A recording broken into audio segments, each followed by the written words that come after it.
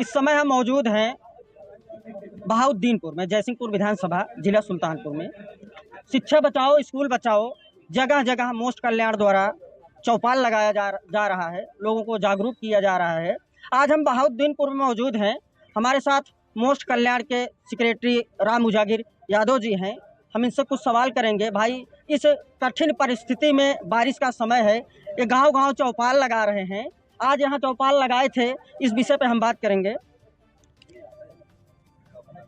Channel में मेरे बहुत बहुत धन्यवाद बा आपके। आप आज बहाउद्दीनपुर में यही विषम परिस्थिति में लोग अपने घर पे मौजूद हैं और यहाँ तक कि भारी बारिश की चेतावनी दी गई है। आप गांव में चौपाल लगा ला कि क्या जागरूक कर रहे हैं?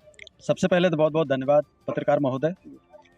दूसरी बात, आज की मीटिंग का मुख्य उद्देश्य रहा है कि हमारे पिछड़े क्षेत्र में रहने वाले हमारे मछुआरा भाई और भी पिछड़ी जातियाँ, एससी जातियाँ, माइनॉरिटीज, इनके बीच में जाना, इनकी दुख दर्द सुनना समझना और इनके लिए क्या चीज़ हितकारी हो सकता है, सरकारें इनके लिए क्या कदम उठा रही जो इनके लिए हानिकारक हो सकता है, उन सब चीज़ों पर इनको आगाह करना, इनको बताना, इनसे चर्चा करना, इस उद्देश्य से मीटिंग लगी थी आज की मीटिंग इस उद्देश्य से। अभी आप शिक्षा पे बात किए, एक विद्यालय जो है बंद किया जा रहा है, तो आप जो है 17 जुलाई को, अभी हमने सुना आप सबके स्पीच में 17 जुलाई को प्रदर्शन कर रहे हैं, तो उसमें आप जनता को क्या संदेश दे रहे हैं? भाई, गांव-गांव मीटिंग लगा के हम उनको शिक्षा का महत्व बता रहे हैं। जब उनको शिक्षा का महत्व पता चलेगा और उसके बाद जब यह पता चलेगा कि शिक्षा का इतना महत्व है और फिर भी जनसंख्या बढ़ने के बाद भी योगी सरकार ने यह फैसला किया है कि स्कूलों की संख्या हम कम करेंगे, तो ये तो एकदम विपरीत है।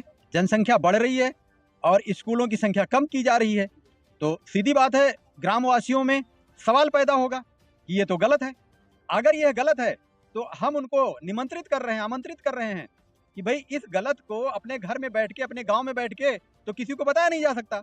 उसके लिए आइए, भारी संख्या में सुल्तानपुर मुख्यालय पर पहुंचिए और 17 तारीख को एक कार्यक्रम किया जा रहा है कि आपका ये जो योगी सरकार, आपका जो आदेश है, आपका जो फैसला है, ये पूरी जनता कह रही कि गलत है और इसको आप वापस लीजिए और जितनी प्राइमरी पाठशाला हैं वो तो चले ही चलें। अगर और कहीं आवश्यकता है तो और भी प्राइमरी पाठशाला खोली जाए और सारी प्राइमरी पाठशालाओं को, उनके सिस्टम को, उनके यहाँ फैसिलिटीज को, सुविधाओं को अपग्रेड किया जाए, हमारे बच्चों को और अपग्रेड करके उनको शिक्षा दी जाए। अभी आप जो है कि मछुआरे के लिए आप यहाँ अपने स्पीच में बात कर रहे थे कि महाराष्ट्र में जो फिशिंग का काम करते हैं उस विषय पर आप बात कर रहे थे और आप जो है समुद्र के काफ़ी अनुभव भी रखते हैं और नेवी ऑफिसर भी हैं। कुछ लोग इस विषय पर जो है विरोध कर रहे हैं, उसको उनको आप क्या कहना चाहते हैं? देखिए, समाज में पक्ष विपक्ष दोनों होता है। लोगों का काम है विरोध करना और जिनका विरोध है हो रहा है उनका काम है कि साक्ष्य के साथ उनको उत्तर देना। तो वही मैं साक्ष्य दे रहा था। मैंने देखा, मुझे याद आया कि जो लोग आज हमारा विरोध कर रहे हैं, जब हमारे लोग कोरोना में मुंबई में फंसे थे, मड़ में फंसे थे और बहुत सारी जगहों पे, सारा वो चिट्ठी में लिखा हुआ है, तो मैंने अपने मोबाइल से चिट्ठी लिखाई और 5-6 मेरे पास अभी भी कॉन्टैक्ट नंबर हैं जो डॉक्टरों के हैं, जो कोरोना कंट्रोल सेंटर के इंचार्ज हुआ करते थे उनके हैं, एक डॉक्टर मैडम सकते हैं, तो मैंने सारा निकाला और सबको मैंने बताया कि जो लोग हमारा विरोध कर रहे हैं हो सकता है वो गलतफहमी में होंगे, वो भी हमारे अपने भाई हैं। मोस्ट कल्याण संस्थान इन भाइयों का, इन मछुआरा भाइयों का आज से नहीं, पीछे 10 साल से जब से संगठन बना है तब से इनका सबका कार्य कर रहा है, इनकी मदद कर रहा है। और सिर्फ मछुआरा भाइयों का नहीं, मछुआरा भाई ये मत समझिएगा कि सिर्फ निषाद है, उसमें यादवों के लिए भी चिट्ठी लिखी गई है। ये भी मत समझिएगा कि उसमें सिर्फ सुल्तानपुर में, जौनपुर के लिए भी चिट्ठी लिखी गई है।